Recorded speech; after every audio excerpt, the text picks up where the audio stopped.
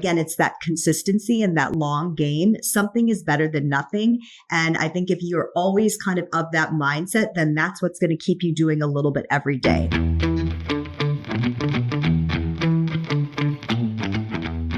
Hello, fellow trailblazers. It's Michele Phillips and another episode of Write Your Outcome. I am so excited for today's guest because as someone who has been working out my entire life, well, probably started in my 20s. So we're talking 40 years here of working out, fitness goals, and just having the results from it, which is the juicy part, right? You get the results. I'm so excited for this guest. Today I have Reena Vokoun with me from San Diego. We're coast to coast today, San Diego and New York. And I'm going to read about her fitness journey and her corporate journey. And then we're going to ask her some great questions. So Reena is a TEDx speaker, a best-selling award-winning author, certified wellness expert, and media personality.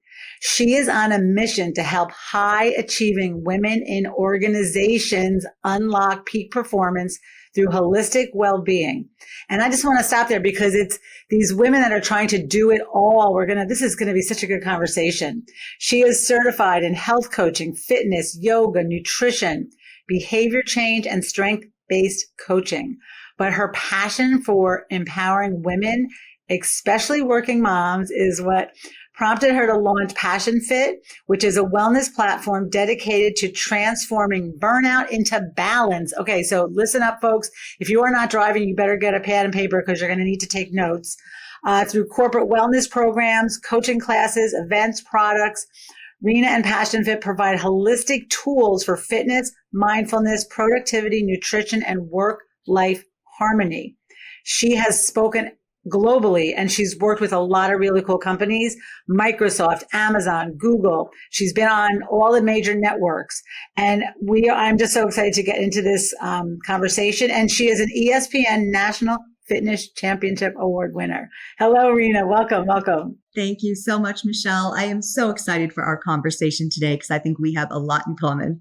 We do. So I have so many questions. They're bubbling, but let's start from the beginning with you. As someone who worked at Google and then left Google to start this, what was the motivation for you to do that? Yeah, it was kind of twofold. I mean, I loved my job at Google. I loved my career in digital media and marketing for about 16 years, over 16 years. And so it wasn't that I didn't love what I was doing, but I, like you, have been working out and into fitness for most of my life. I started teaching fitness classes in college my freshman year at the University of Wisconsin-Madison for the athletic department. And I did that all 4 years. I taught 3 classes every week, no matter how stressed I was with exams and finals or after a night out. I was teaching Saturday morning classes, which I think as a college student, I don't know what I was thinking, but I loved it. And so fitness and wellness was definitely something that I was passionate about throughout my life. And I taught classes not only in college, but in graduate school at Boston University and through my whole corporate career and now in my entrepreneurial career. But I honestly, like a lot of the women that I love to work with, and the reason I'm so passionate about working with them is that I went through burnout and trying to manage working for Google. My husband actually to this day still works for Google, and he and I overlapped there for about 4 years. And we have 2 sons. They're now 17 and 14, but at the time, the older one was a toddler, the little one was a baby. And so for 2 of us we were living in Silicon Valley at the time, hard charging tech careers with 2 young children. And it got to be a lot. And I think for me, I always wanted to be a hands-on mom, but I've also been very ambitious and driven in my career. And so I was really grappling with how to make the 2 work. I think my husband is a great partner and is wonderful about stepping in and helping me and doing his part so we could have this sort of dual career couple scenario with our kids. But he was working, literally 100 hours a week and traveling 70% of the time. That was the nature of his job. I was working 50 to 60 hours a week and traveling 25% of the time. And we had a role where one of us had to be on the ground with the kid, never have both of us gone at the same time, but it got to be hard. So that's really where I tapped back into that passion, that lifelong passion for health and wellness. And I thought there's got to be a better way, not only for myself and my family, but for other women and just other people in general that are going through the same struggles. So that's really— I love it. So I can't wait to dive in because, this podcast is Write Your Outcome and you wrote your outcome. A lot of people will get into a position they don't like and then they just weather it for the next 30 years versus saying I could write another outcome. I also love that you said you always, even while you were doing everything in college, you still taught your fitness classes. And the certifications, I love fitness, but years ago, I mean, I was in my 20s. I remember ordering the ACE certification. I was like, oh, I'm going to teach this. And then when all that science came, I was like, oh, forget that. I just want to, be fit and feel good. I didn't want to learn all the stuff behind it. So you have the credentials behind all this thing. So let's talk about burnout. We hear that a lot. We say the words work-life balance a lot. So how do you help someone, and I think one of the things on your website was banish burnout. And I love that because I believe in balance, and there is a balance, but it's never always, you're never always balanced. So talk to me about how you help people banish burnout.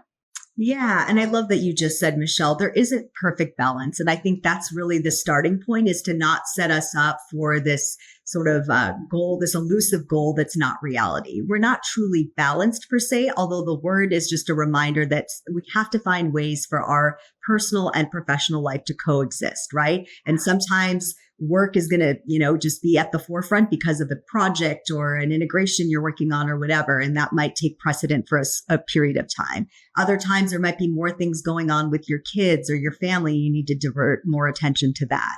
So when I work with my clients, I really like to start by just meeting them where they are, right? There's no judgment. It is complete empathy, openness, honesty, and just having them come to me with, where are they struggling, right? Where are they right now? And then what is it that they ultimately want, whether that's with their, professional life, within their health and well-being, within their family life, whatever it is. So we look at where they are now, where they're trying to go. And then we look at, okay, what are the little steps? And I say little very intentionally, right? Because we don't want to set them up for failure. So what are the little tiny steps we can take every step of the way to get you to where you want to go? And I'm just very honest with clients. There's no easy fix. It's going to take a lot of self-reflection and, assessment, and then really thinking about what's the area that needs the most need first. Let's start with that. And then let's work with you on creating those behavior changes. Once you've mastered that and it becomes a part of your regular lifestyle habit, then we can move on to the next change and the next change. And you're speaking my language, I guess, because my first book was Happiness is a Habit, and it was about creating really small habits. What I found with people, and what you're saying too, is people go for this perfection, right? I worked out or I ate right for 3 months, 4 months, 5 months, and then I stopped. And then they don't pick it back up. How do you encourage people that that's normal? That's life. It's not meant to be in balance. So you don't work out for a week or a day. And how do you get people to get up after they've stopped? Yes, that's a great question. And by the way, your book is real. I saw what you published and I'm excited to pick up a copy myself. I'm very intrigued and I agree with your thoughts on habits. I think, I'm a recovering perfectionist myself. I've spent years, right, people pleasing, trying to do everything perfect. And honestly, that's probably what led to my burnout, especially when I was trying to be quote unquote perfect as a mother, as a wife, and as a professional, right? And I even have a chapter in my first book, The Wellness Empowered Woman, that's called Perfect is a Dirty Word, because there is no perfect. So can we stop right there? Everyone listening, just throw perfect out of your vocabulary. Just stop even using it. Go for excellence, consistency, pick a better word. Thank you. Absolutely. I love that. Yeah. And I think honestly, to your point, people do kind of, they aspire to do something and then they stop or they fall off track and then they think they're doomed and that they failed. And what I tell them is, it's a journey. It's an ongoing process. So all you have to do is just pick back up again the next day. Give yourself grace. Let yourself be okay with the fact that, sure, you fell off track. You skipped a workout. You didn't eat as healthy as you wanted. You went to bed late. It's fine, because tomorrow's a new day. And it is that long-term consistency that matters over time. It's not just the stops and starts, right? You have to look at the long game. And if you're in this for the long game and this is for your overall longevity and your lifestyle and your health, then when you have that view, I think you're more likely to give yourself a little more grace and keep going. And that's so important. It is that long view. And I remember, I think back, oh my God, we're talking many years ago when I even started my fitness journey. I would go to the gym every day and I was probably 10 pounds heavier than I am now, maybe more. I don't know. I was never obese, but I was not a healthy eater. I would, binge and then I would eat, starve myself for 3 days. And then I said, I want to learn how to do this. And I remember working out for a full year and not seeing, I felt better. And I kept saying, God, my heart must be so sexy, but my body still looks the same. But then all of a sudden, like I started to see a muscle. I started to feel like, so it does that long game. It's really even setting up your expectations for that long game versus everybody wants, a woman said to me years ago, I would do anything for your body, but work out and eat right. Like, that's exactly what you need to do. Right. Yeah. So true. So how do you get them to commit to the long game?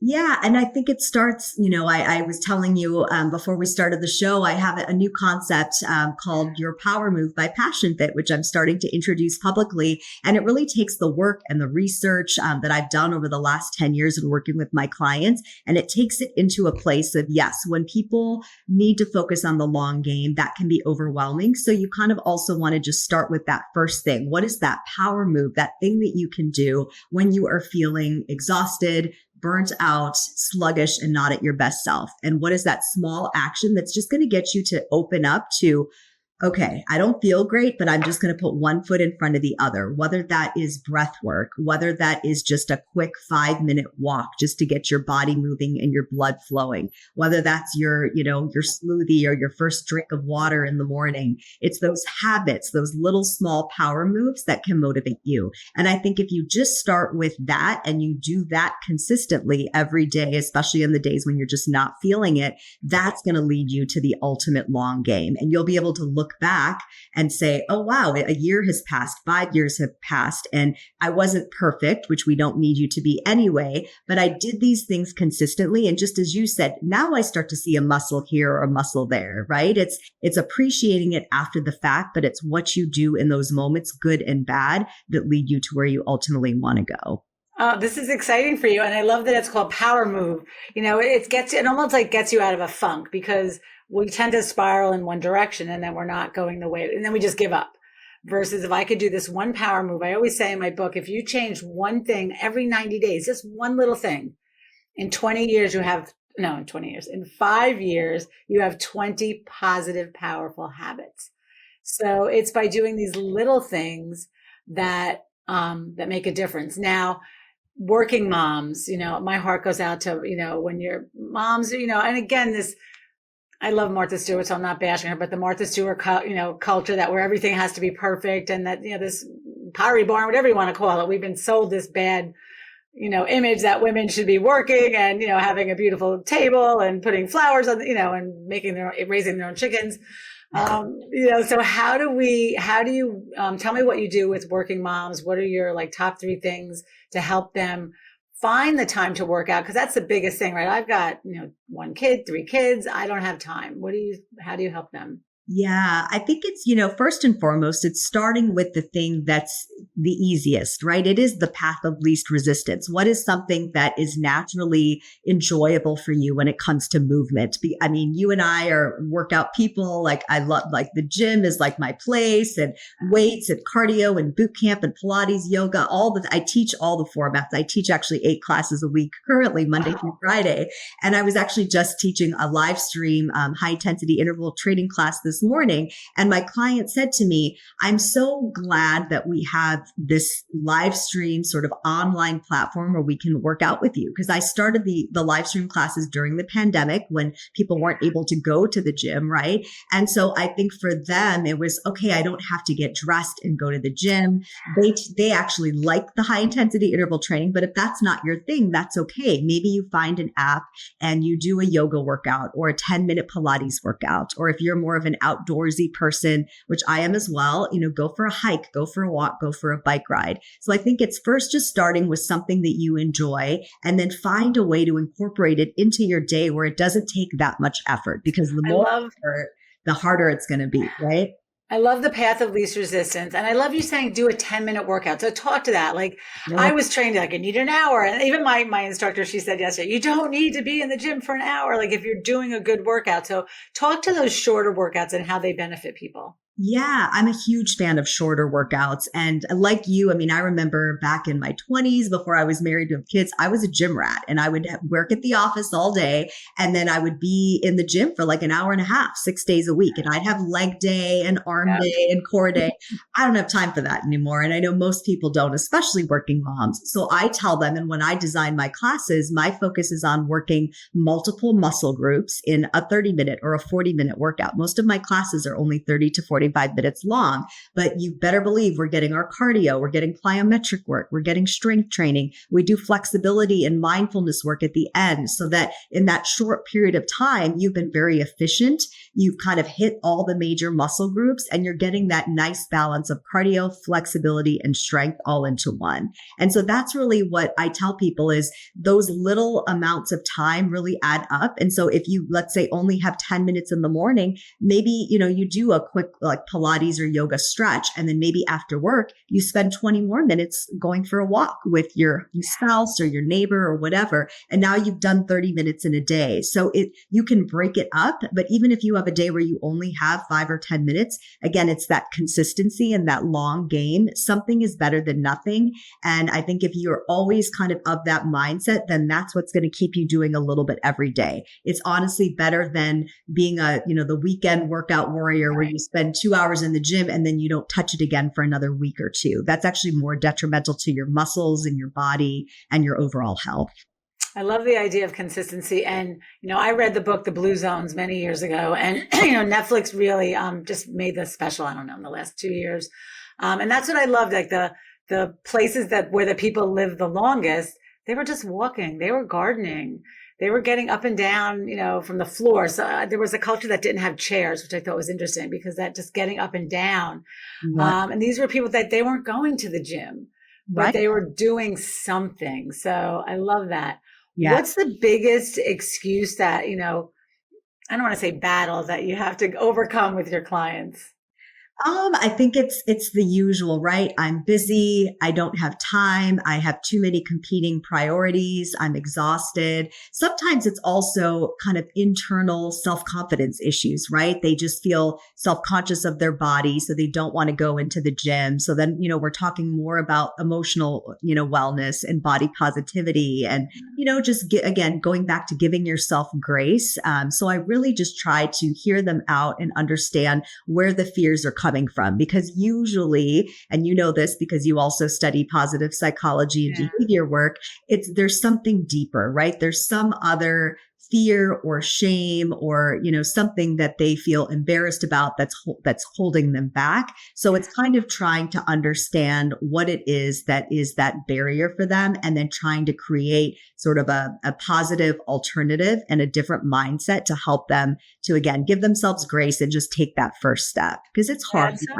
As you're talking, I'm having flashbacks to when I first started, and I will tell you that when I got myself fit, it gave me confidence to do other things, right? So that confidence of being fit, gives you confidence in all other areas. So what role does food play? I mean, I kind of tease, if we listen to all the experts, we wouldn't have anything left to eat. So, what's the role of food when you're working with your clients? Yeah, food is equally important. And, I think it's important to remember that, the fitness piece of you do need to move your body every single day, but then you need to fuel your body so that you have energy to keep moving your body, right? So in addition to being a certified fitness instructor, I'm also a certified, nutrition specialist. And I think it's, my stance is the Mediterranean style of eating, all the major food groups. I don't think we need to be cutting anything out. That's just my opinion. Oh, I'm with you. I'm right there with that. Yeah, just, allowing yourself. And yes, as we get older, we want to maintain muscle. So protein becomes ever more important, making sure we're also getting fiber for our digestive health. But fruits, vegetables, lean proteins, all the healthy fats. That's why I like the Mediterranean style of eating. One, it's backed by the Harvard School of Public Health. And two, it does encompass all the major food groups and it's flexible. It's something that you can practice whether you're cooking at home, whether you're traveling and eating out or traveling for work, and just, giving you the options and the flexibility. It's big on seafood and olive oil and avocado and, all these different things. And the food can still be tasty and healthy. I don't think we have to suffer to eat healthy. It's again, changing our mindset and opening up our palate to new flavors. When you were talking about the blue zones and health and things around the world, my family and I just came back from spring break in Spain. And one of the things that I was taking note of, and not just Spain, but all over Europe, one, there's a lot of walking. That's just part of, if you're living in those cities, you're walking a lot. And then when we would go to restaurants, the portion sizes are much smaller than, here in the US. And oftentimes we would get things to share. And so you just find like people are eating smaller portions, but still getting a balanced diet. And then they're walking and moving their bodies on a daily basis. And that really does contribute to more positive health. So I think I love all these things. Critical. And I think my whole thing too, I always say it's not about deprivation. Yeah. Right? If you want something, have it. But just, I always say this isn't the last bag of potato chips I'm ever going to eat. So I don't have to eat the whole bag right now. Yes. And, that mindset is really important. And I had a client years ago, when you talk about Spain, that I love. We used to go out to dinner. She would immediately get the to-go box and she would take half of her meal and put it away. Yep. Before we even started, I thought, because the American portions are just so big and too much. Yep. And one of the practices I like to do is like to stop when I'm full, which is hard sometimes because things taste so good. Yeah. But I love your philosophy of keeping it simple and keeping it easy. What are you having for dinner tonight? What's on the menu at your house this week or tonight? Yeah. Usually what I try to do is make sure that I'm making, a protein and then a complex carbohydrate and then vegetables, right? So, okay. I'll make different things. My family loves I'll make, like a teriyaki marinated chicken, and then I'll do, various vegetables. So carrots, cauliflower, broccoli, and then either like a jasmine or a basmati or brown rice. So you want to get those healthy grains. So that's probably, one of And how do you, I'm interested because I want to show people that it doesn't have to be that hard. How do you cook the vegetables so they taste good? Yeah. So I'm a huge believer in the pressure cooker. Like for me, that's more for the meats. I would say the vegetables you can, if you're making a stew or you are making sort of a marinated chicken and vegetable medley, you can put that in the pressure cooker. And it's great because it does all the work for you. You don't have to worry about overcooking or undercooking the meat or the vegetables. And then I'll just make the rice on the side using a rice cooker or whatever. But sometimes it is nice to kind of cook the vegetables in olive oil on your pan, or you can saute them if you want them to be a little bit crunchier. But I think you can season them with, a tiny bit of salt, not too much, a little pepper, a little garlic. And it doesn't have to be difficult. I don't have time to be in the kitchen for 2 hours a day, and most people don't. So I usually give myself 30 to 45 minutes max to cook, Oh my God. Does everyone hear that? That's not a lot of time. Like people think it has to take so long. So the biggest thing I love your ideas about keeping it simple, taking the path of least resistance, moving your body.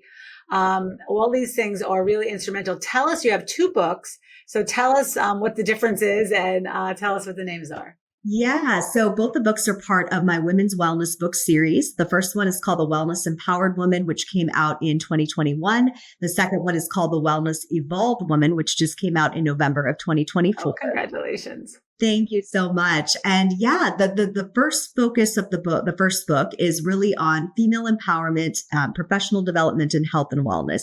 And it's all about how do we become empowered through wellness in the first place, right? Kind of like what we were talking about. When I start with a client, they might be exhausted and burnt out. So how can we get them to understand the importance of building wellness into their life in the first place? So that's really, we cover in the first book a lot of different things like perfectionism, as I mentioned, fear of failure, mindfulness practices to manage anxiety and stress, work-life integration or balance. And then we get into how do you incorporate fitness and nutrition and mindfulness into a busy life. The second book is really focused on, okay, great. We're all empowered with wellness now. We are wellness empowered women.